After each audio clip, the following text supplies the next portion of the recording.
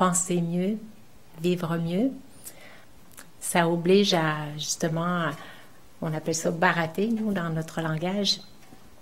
Et on a le Murli qui est justement qui va nous parler de l'importance du pouvoir des pensées.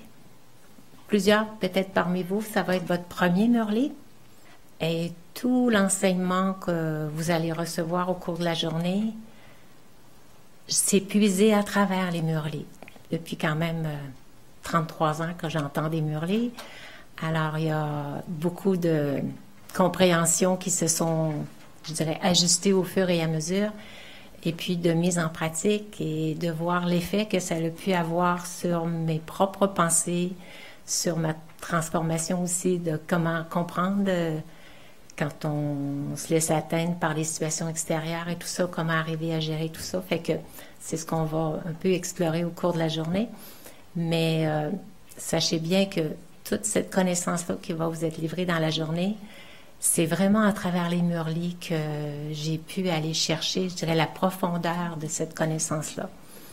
Et comme Micheline vous l'a spécifié tout à l'heure, ça nous vient d'une source d'énergie pure qui nous connaît très, très bien de qui on est et qui est la source, qui est l'âme suprême. On a une connaissance très précise de comment établir cette relation-là, comment se laisser inspirer.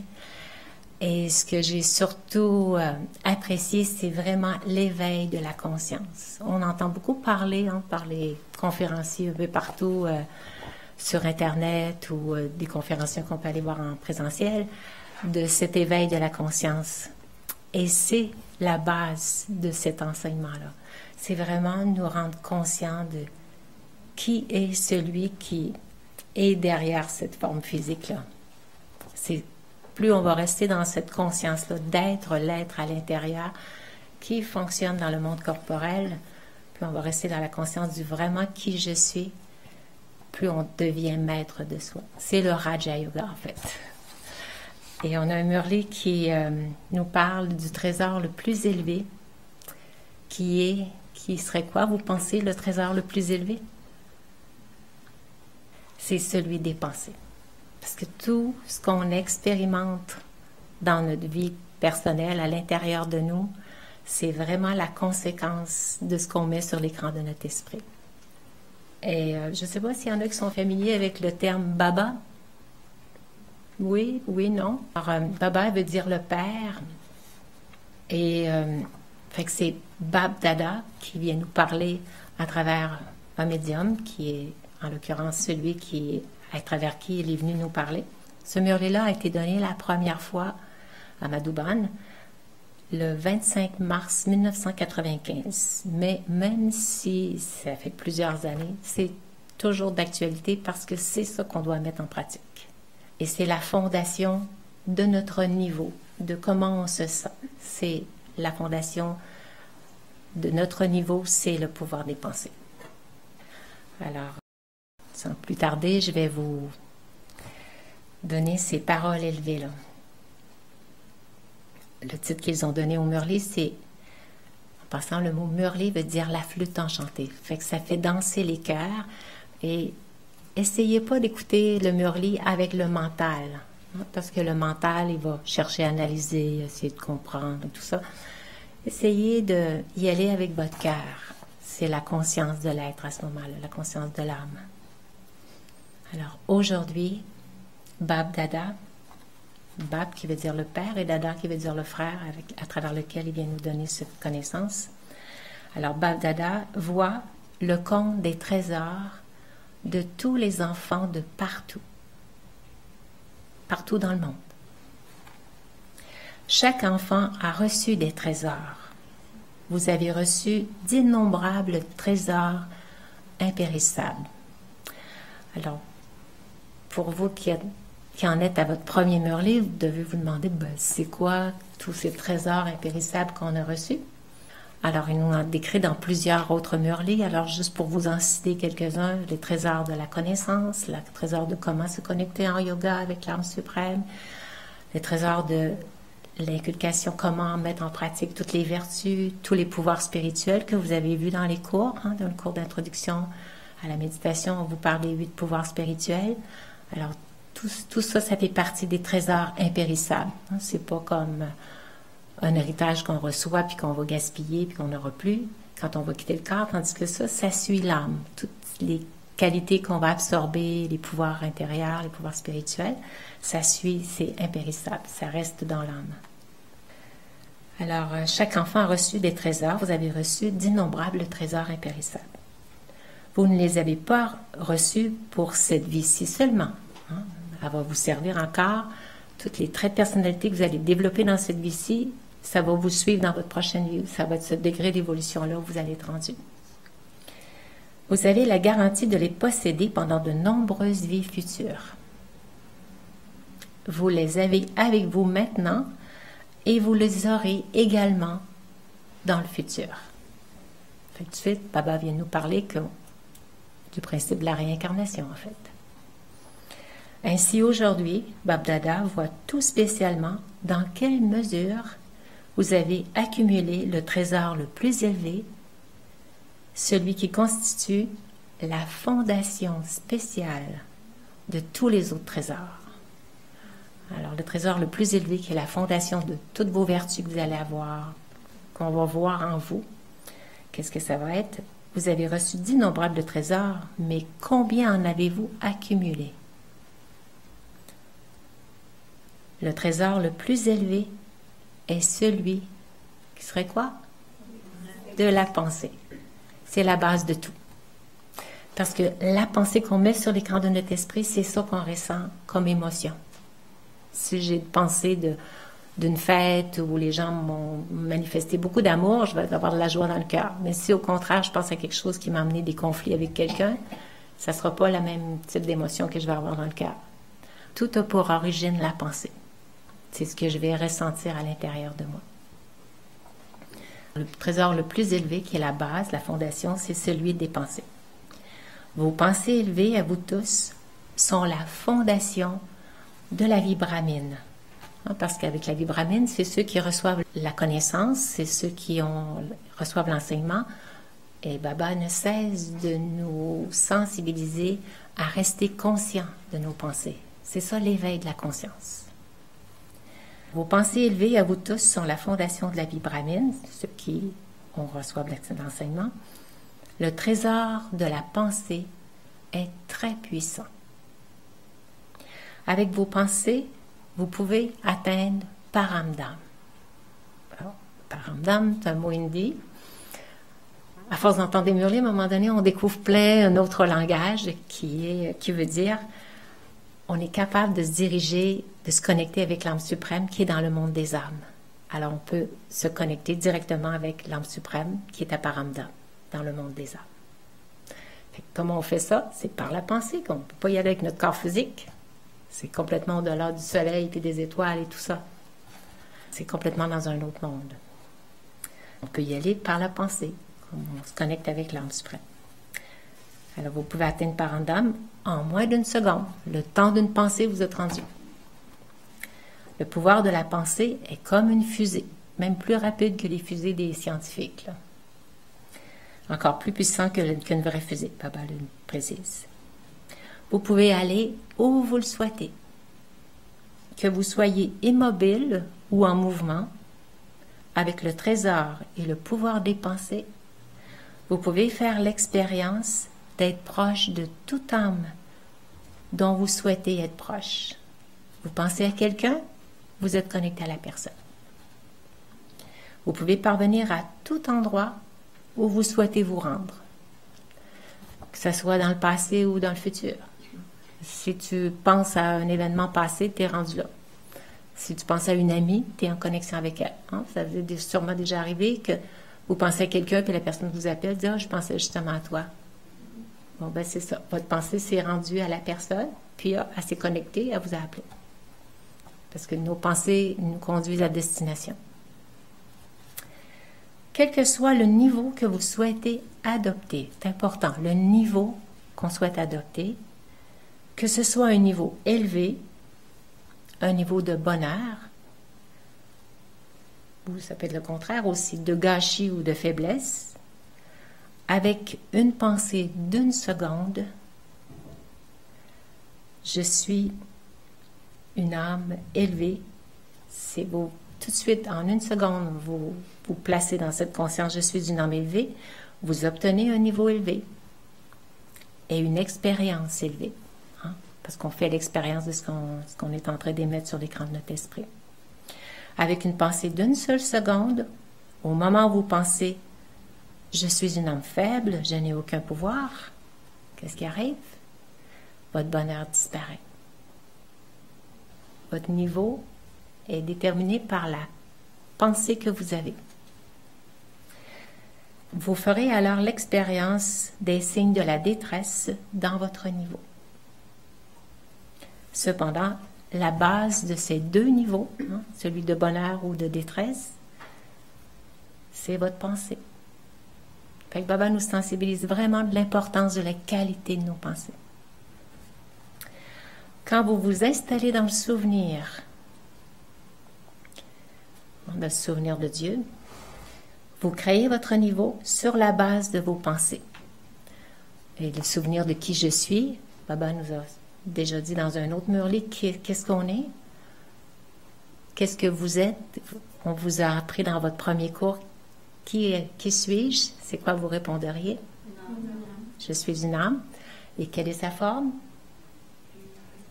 Lumière ou quoi? Lumière. Un petit point. Baba, il précise ici, c'était lumière aussi, mais ici, il précise, je suis un point. Fait que quand on visualise le point, on le visualise brillant comme une lumière. Alors, vous créez votre niveau sur la base de vos pensées. Je suis un point. Comment avez-vous créé ce niveau? Avec vos pensées. Puis un autre niveau que Baba nous présente. Et voyez quel effet que ça va faire en vous. Je suis un ange. Créez la pensée en vous. Je suis un ange. Ça change notre perception de soi, hein? On est tous des anges.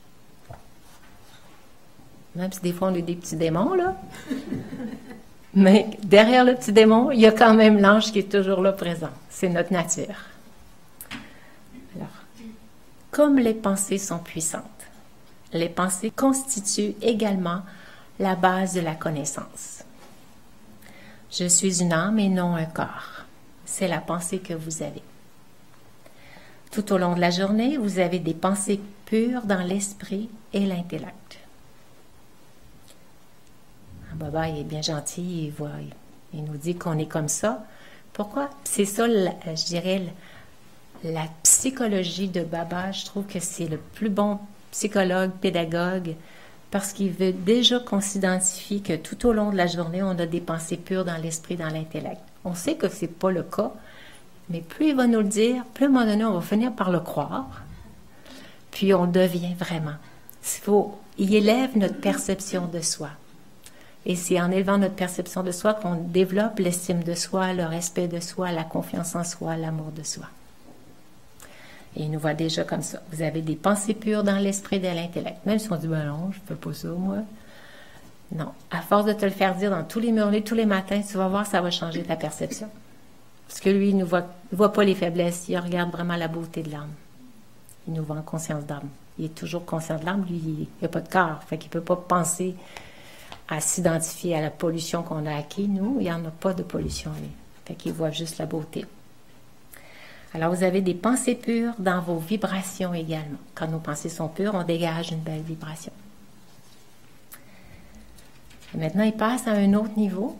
Quand on réfléchit aussi, on pense à des choses, mais on les intègre. Alors, quel est le pouvoir de la réflexion? D'aller profondément dans la réflexion. Sa fondation est également le pouvoir de la pensée. Quand vous assimilez quelque chose, vous donnez à votre esprit et à votre intellect cette pensée. Aujourd'hui, je vais m'imprégner du pouvoir de la tolérance. Ainsi, la base de votre dharna, un autre beau petit mot hindi qui nous arrive, dharna. Qu'est-ce que ça veut dire le mot dharna? Tous les jours, on l'a dans le murli. Et à la fin du murli, il y a toujours l'essence pour le dharna. Ça veut dire la mise en pratique. Alors, c'est beau d'avoir plein de connaissances, mais pour que ça soit valable, il faut vraiment la mettre en pratique.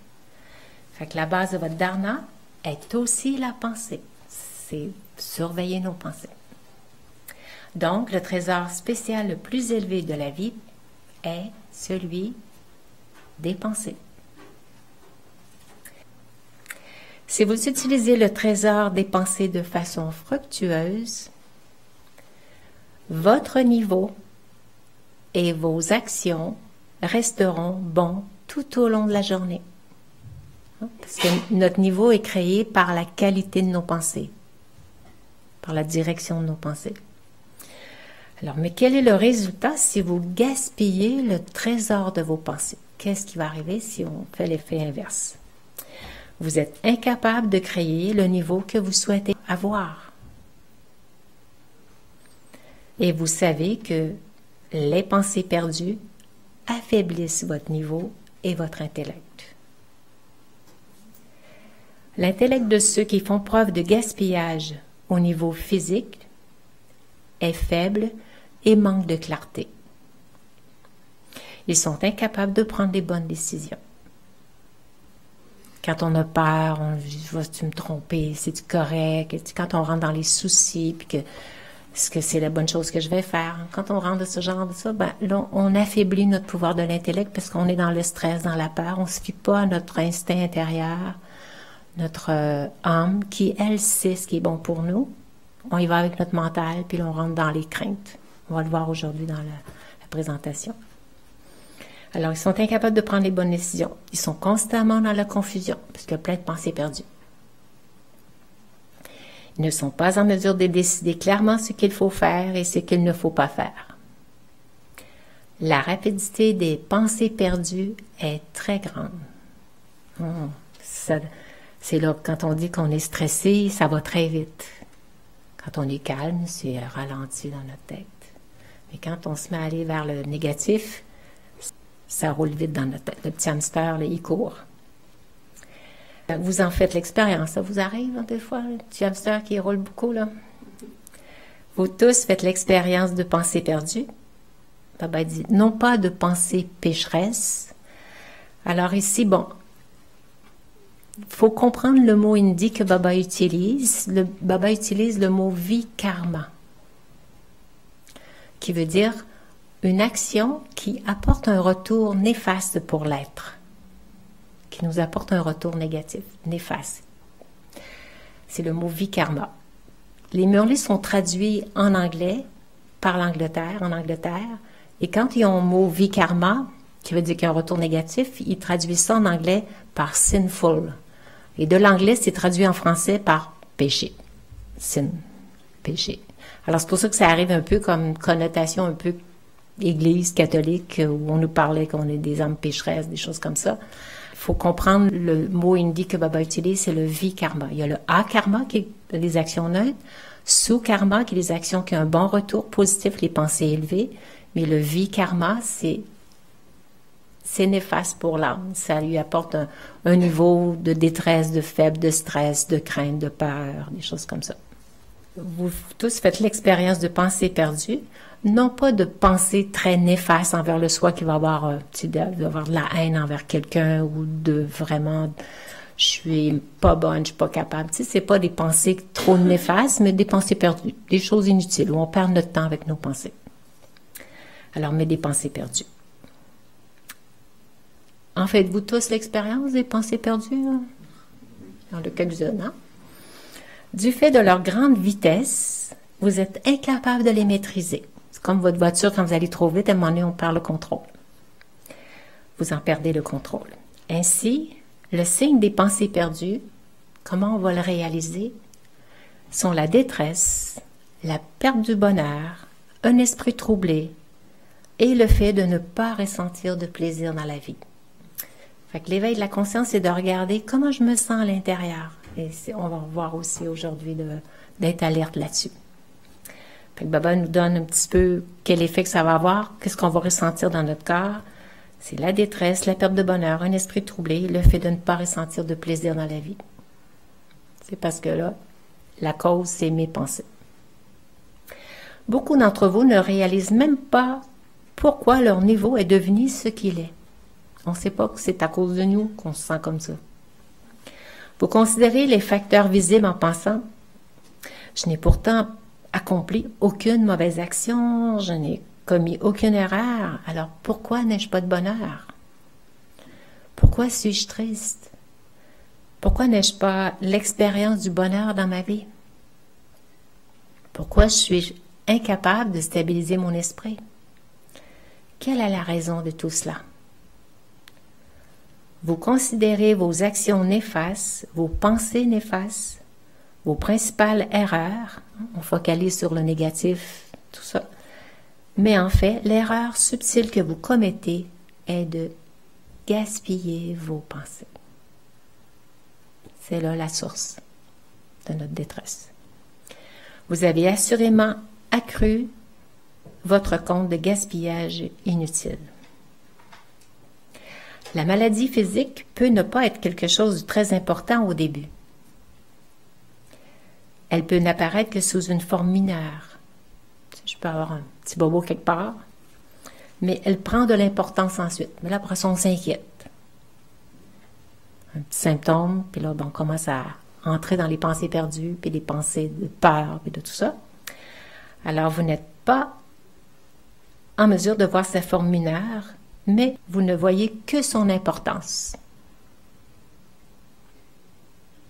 Tu ne vois pas ça comme elle est, c'est mineur en fait, mais non, on fait une grosse montagne avec ça. De la même façon, si vous gaspillez, vous n'accumulez rien. Ainsi, le compte du gaspillage ne cesse d'augmenter, il augmente et augmente encore. Bab Dada aime beaucoup la spécialité des doubles étrangers. Alors là, c'est qui les doubles étrangers? Juste vous donner une petite information en passant, parce qu'on a déjà vu ça dans d'autres murlets. On est tous des âmes qui venons du monde des âmes. C'est notre résidence, c'est notre demeure et on veut retourner à la maison. On se met en yoga avec l'âme suprême, on se connecte avec notre demeure. Mais quand on est venu s'incarner dans le monde corporel, ici, c'est pas notre demeure, on est des étrangers ici. Alors c'est pour ça qu'on est étrangers. Puis Baba nous appelle, nous, les gens en dehors de l'Inde, parce que les premières âmes viennent en Inde, qui se sont incarnés, ils venaient de l'Inde. Ils se sont incarnés dans ce pays-là, qui est le plus vieux pays au monde. Mais quand on est, après ça, exporté dans les autres pays, comme nous ici au Canada, ou en France, parce qu'il y en a qui sont en ligne, qui nous parlent, qui nous sont de la France, ou de d'autres pays. Je sais qu'il y en a un du Congo qui s'est connecté aujourd'hui. En passant, bonjour Kevin. On est venu s'incarner dans d'autres pays, c'est pour ça qu'on est doubles étrangers. En plus d'être en dehors de l'Inde, on est à l'extérieur, ça devient double pour nous. Fait que Baba s'adresse à nous, là. Baba aime beaucoup nous, les étrangers, on a une spécialité. Alors, ceux qui vivent en dehors de l'Inde. Il n'aime pas vos pleurs, mais il aime une spécialité. On va découvrir c'est quoi notre spécialité que Baba voit en nous. C'est laquelle? Le Seigneur est content avec ceux qui ont un cœur honnête. Nous, on reconnaît nos erreurs.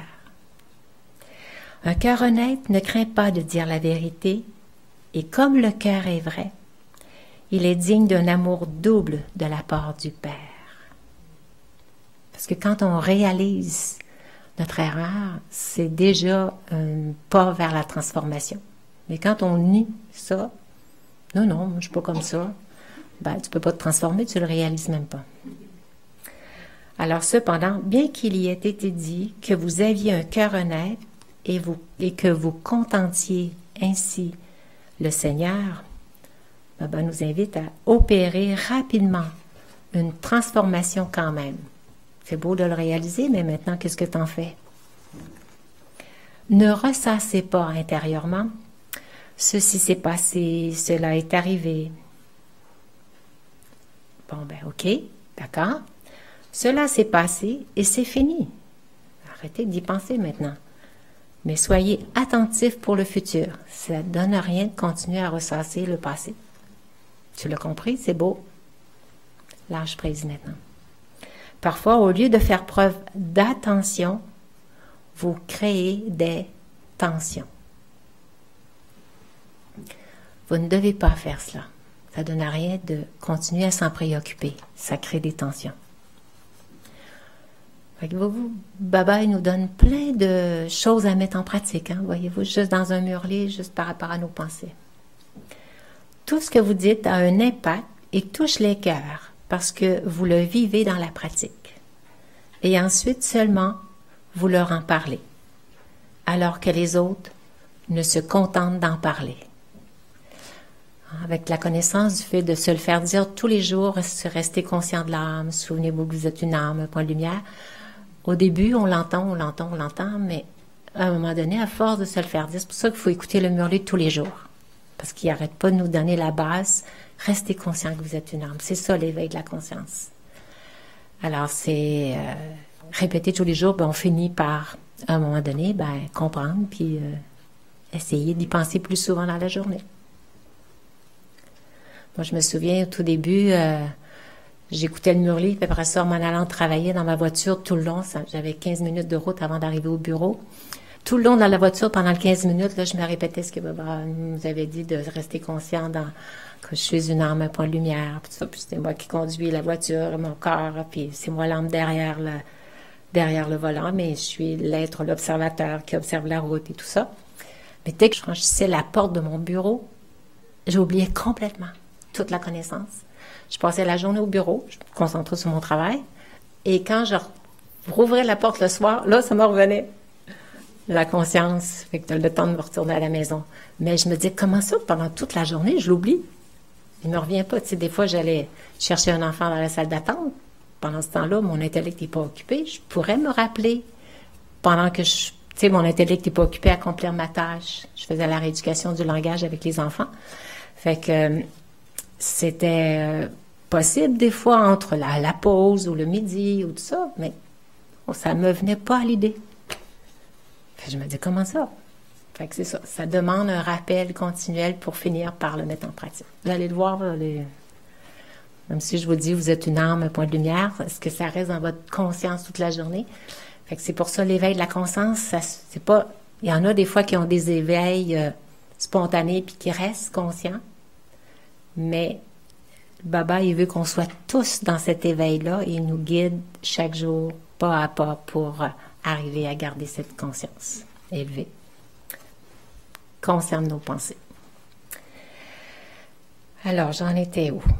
Tout ce que vous dites a un impact et touche les cœurs parce que vous le vivez dans la pratique et ensuite seulement vous leur en parlez, alors que les autres conférenciers nous donnent la connaissance, mais est-ce qu'ils le pratiquent? Ils ne font qu'en parler. Ainsi, tous voient une différence, n'est-ce pas?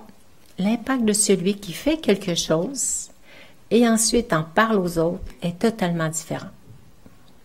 Comme nous, on est végétariens, si, mettons, je vous enseigne, je donne les cours, puis que j'étais moi-même pas végétarienne, ben c'est pas très convaincant pour les autres.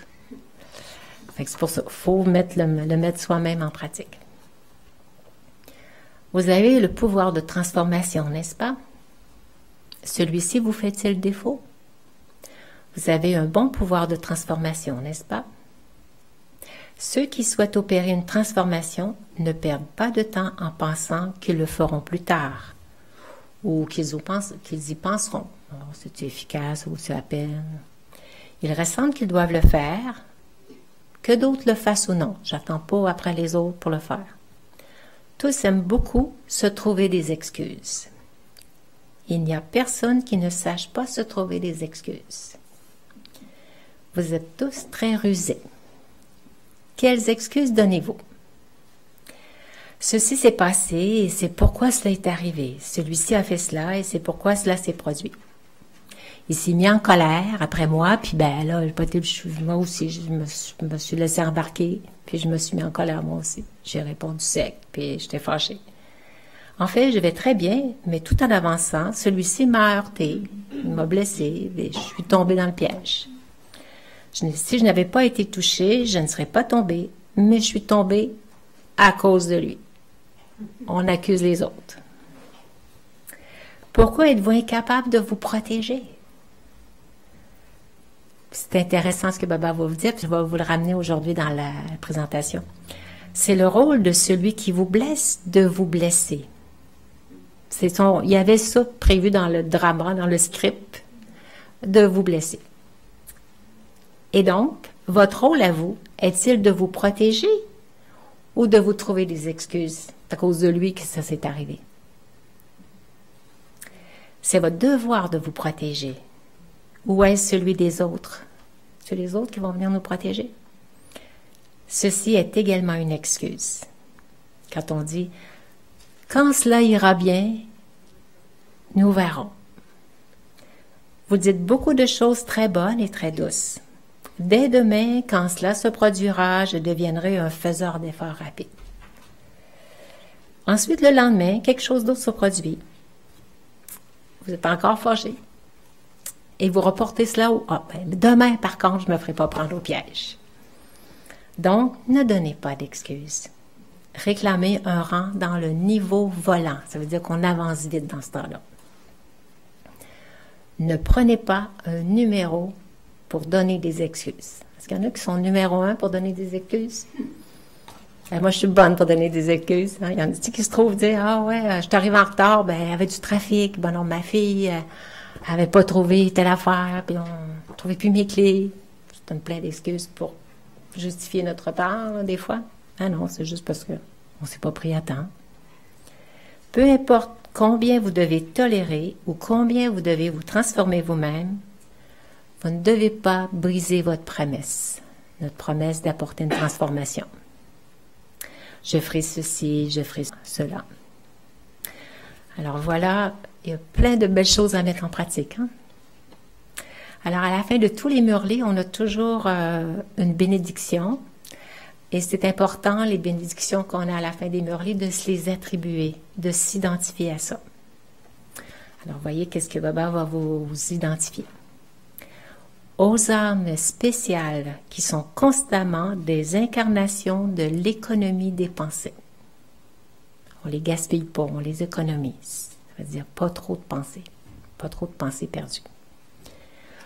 Aux âmes qui se souviennent constamment de l'unique, hein, de l'âme suprême, et ont de l'amour pour la solitude, ça veut dire aller à l'intérieur de soi puis être en yoga avec l'âme suprême. Aux âmes brillantes qui propagent leur éclat dans le monde entier à travers l'éclat de leur vibration et de leur solitude, hein, prendre le temps de méditer. Bab Dada donne son amour, son souvenir, il pense à vous et dit Namasté. Namasté, encore un autre beau mot hindi, vous allez avoir 3 mots hindi aujourd'hui. Paramdam, Dharna et Namasté. Namasté, c'est une...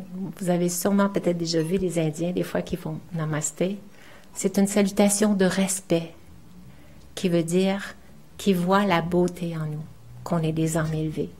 Alors, c'est comme je salue la divinité en toi. Namasté. Et Dieu voit la divinité. On est tous des êtres purs, divins, emplis de toutes les vertus, de toutes les qualités, comme vous avez vu dans les premiers cours. Alors, Baba nous voit comme ça. Il nous salue avec beaucoup de respect. Om Shanti. Alors, on a encore jusqu'à moins quart, je crois, dans l'horaire.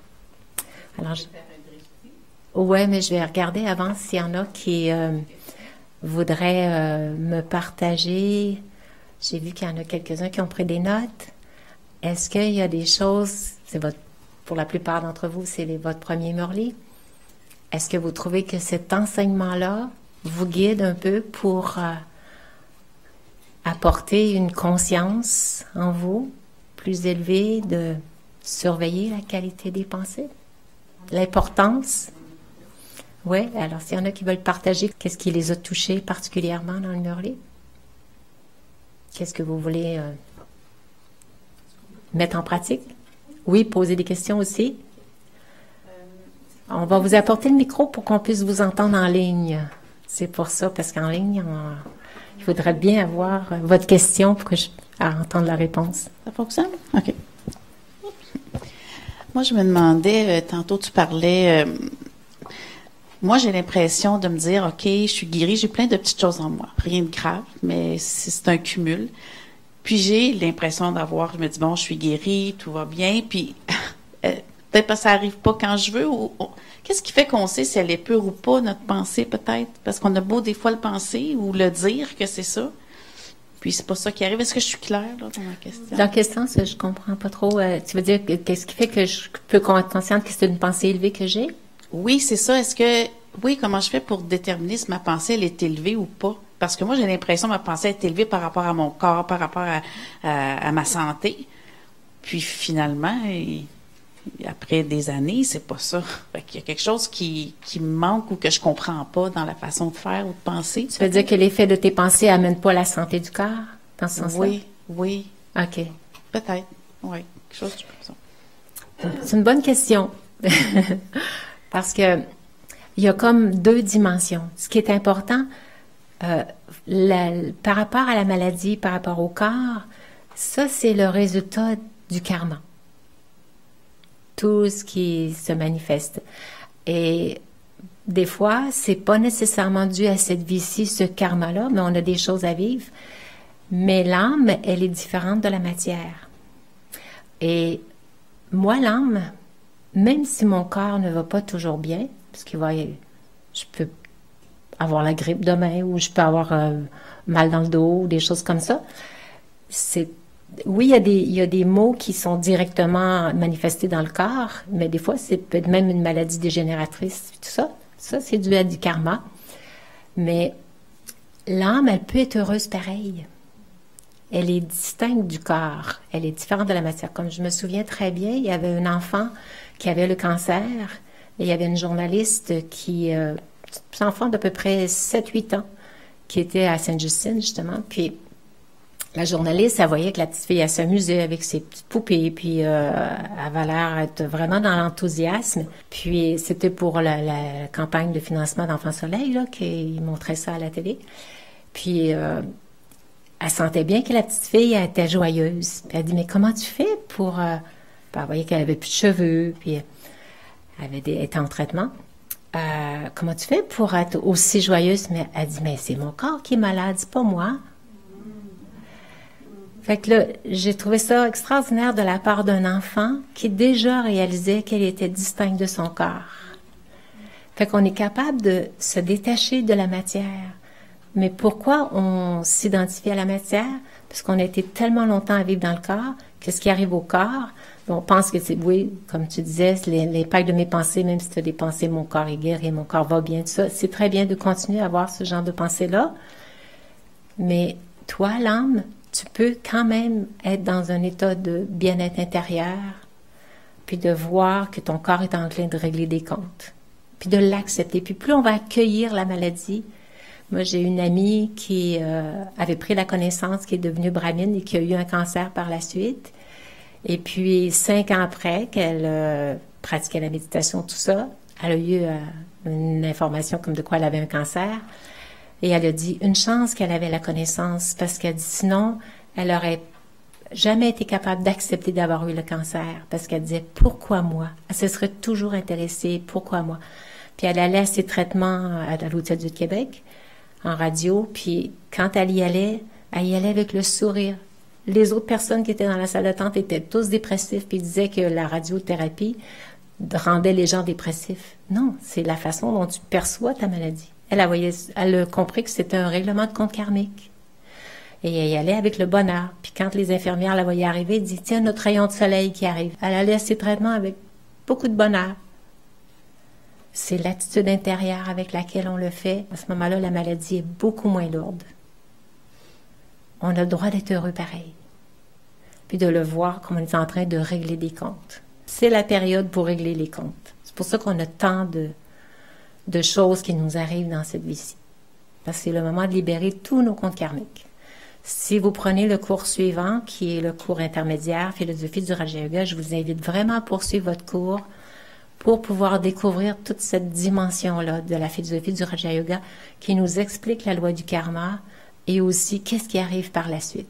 Puis pourquoi c'est une vie où on a tant de comptes à régler. Bien, merci, ça répond à ma question. Oui. Bienvenue. Est-ce qu'il y a d'autres questions? moi, je suis très sensible, OK? Vous êtes présente? Très sensible. Ah, très sensible, OK. OK? C'est une belle qualité, hein, en passant. Mais c'est souffrant. Oui, je sais, mais c'est une belle qualité. Vous pouvez avoir facilement du bon yoga. Je me demande s'il y a un truc, s'il y a une façon de faire. Quand quelqu'un est désagréable, nous dit quelque chose, un comportement déplaisant, moi, immanquablement, là, je vais y penser constamment. Ouais. Puis ça va durer des jours et des jours. J'aimerais ne pas penser à ça, mais j'ai comme pas ce contrôle-là et ça me revient là. Tu un truc où c'est juste le temps, avec le temps qui passe, OK, ça va s'amenuiser, ça va être moins pire avec le temps. Ça va être vraiment, vous allez être contente, ça va être vraiment le contenu de la présentation de ce matin. Je répondrai pas en 2 minutes à votre question, ça va être toute l'avant-midi pour y répondre. Vous allez être servi avec un gros lot. C'est vraiment la façon de vous donner du pouvoir pour rester détaché de ça. Vous allez apprendre ça. On prend une autre question. Oui? Bonjour. Moi, il y a une phrase que vous avez dit que j'aimerais en savoir plus. Oui. Moi aussi, je suis une personne sensible et quand je suis touchée, il m'arrive d'avoir des larmes et vous avez dit que le Seigneur n'aime pas nos pleurs. De quelle sorte de pleurs? Est-ce que c'est toutes les larmes ou... OK. Parce que moi, je pourrais être ici, écouter aujourd'hui et à un moment donné être tellement touchée, émue, que je crois que c'est mon âme, puis avoir des larmes. Oui. Il y a 2 sortes de larmes. Il y a les larmes de joie, comme quelqu'un, mettons, nous fête et puis que ça nous touche tellement qu'on en a les larmes. Les larmes, en fait, c'est des débordements d'émotions. Quand les émotions peuvent être à la fois agréables, et là, ça peut déborder. Ou ça peut être aussi de la tristesse. Fait que c'est pour ça, si, mettons, vous êtes en yoga, puis que vous sentez l'amour de Dieu, puis vous sentez ça dans votre corps, ça va vous amener des larmes. C'est la même chose aussi des fois quand on donne notre riche puis qu'on sent cet état de paix, de bien-être intérieur. Il y en a qui vont avoir des larmes qui vont monter. Et laissez-les aller, c'est parfait quand c'est dans le positif. Mais si on a des larmes de tristesse, bien, c'est qu'il y a quelque chose qui a été touché en soi, c'est notre émotion. Mais notre émotion, elle est la conséquence de ce que j'ai perçu, de ce que j'ai reçu peut-être de l'extérieur, puis qui a créé un type de pensée sur mon écran d'esprit. Et ça m'attriste. Alors, ce matin, on va voir, en étant conscient de la pensée qui vient d'arriver, je peux la modifier. Comme moi, quand je regardais des films, puis que c'était triste sur le film, ça venait. Je sentais l'émotion monter, monter, monter, monter. Et là, tout de suite, avec la connaissance que j'ai pu apprendre avec le Raja Yoga, j'ai vu que je pouvais avoir un contrôle là-dessus. Et là, il faut apprendre à s'en détacher. Et ça, encore ce matin, je vais vous donner ce truc-là. C'est tout de suite, je me dis, je me détache de cette situation, je me détache de cette situation. Puis je répète, je me détache. Puis là, je sentais les émotions repartir en bas. Au lieu que ça continue à monter puis que ça déborde, puis que ça coule par les yeux, dès que je voyais dans le film puis que j'étais au cinéma puis j'étais avec des amis puis je ne voulais pas me mettre à pleurer, il fallait que je me contrôle en répétant la pensée. Je me détache de cette situation. Et je sentais l'émotion repartir vers le bas. Et je reprenais le contrôle. Il faut vraiment commencer par se mettre à l'abri. Bien. J'aimerais peut-être juste avoir un dernier feedback pour le murler. Qu'est-ce que vous retenez? Une phrase. Le contrôle de nos pensées. Le contrôle, je contrôle mes pensées. Parfait. Quelqu'un d'autre?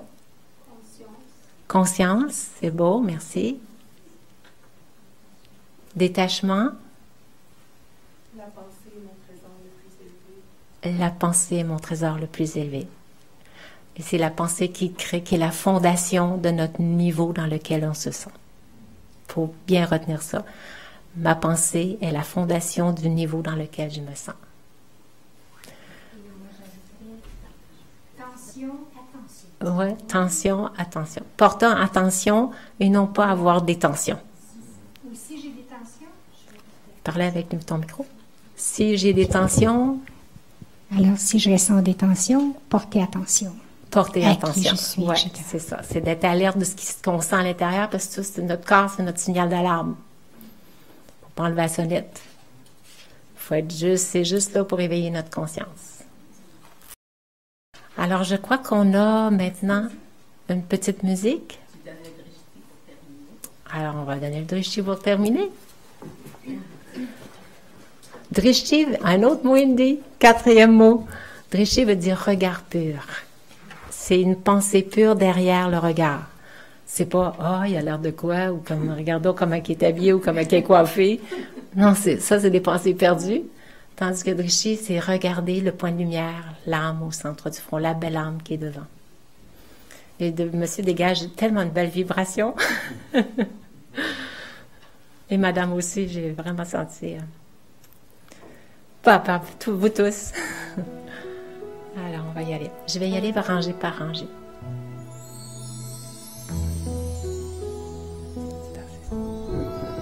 There's only one. My only thought is to be with the one,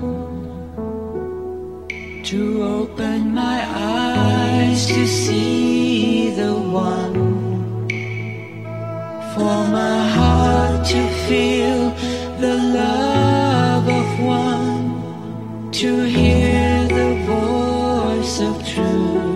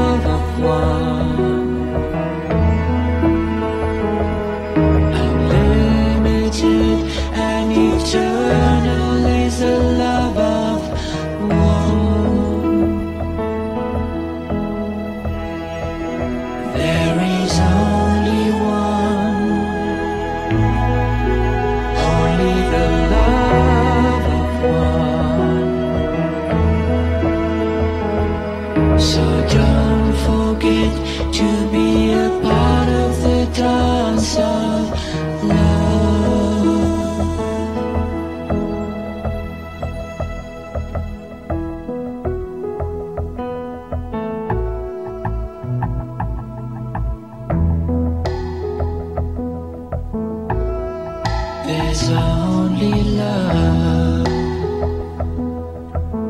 My only thought is to be in this love, to open my heart to feel the love, for my eyes to see the love of one, to hear the voice of truth.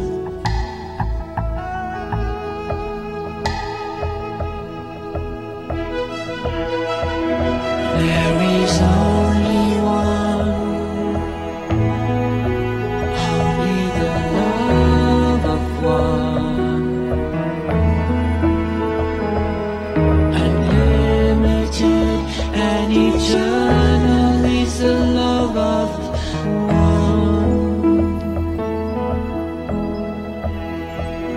There is only one, only the love of one. So don't forget to be a part of the dance of love.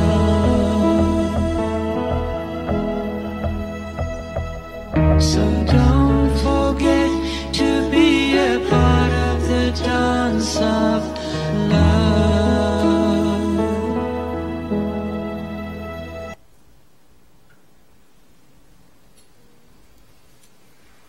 Je vais juste dire un petit quelque chose qui me touche beaucoup. Un, deux, ok. On peut sentir vraiment la vibration différente d'avant le Murli. J'ai vu que tout le monde a pris le drishti. Et j'ai vraiment senti la connexion avec vous tous. Et après le Murli, on sent le niveau et le fait d'avoir reçu la connaissance, qui est tellement un enseignement empli de bonté, de pureté, et puis de bonnes intentions, que Baba veut qu'on soit heureux. Et je sens déjà le niveau vibratoire de la salle beaucoup plus présent et tout le monde, en tout cas, la conscience est beaucoup plus élevée. Il y en a, je pense, qui ont été émus aussi un petit peu par le partage. Oui, madame. Monsieur aussi, je crois. Hein? Fait que c'est ça. C'est la magie du Murli. Tout ça, c'est l'effet. C'est pas moi, c'est toute cette connaissance élevée-là qui élève le taux vibratoire comme ça. Merci.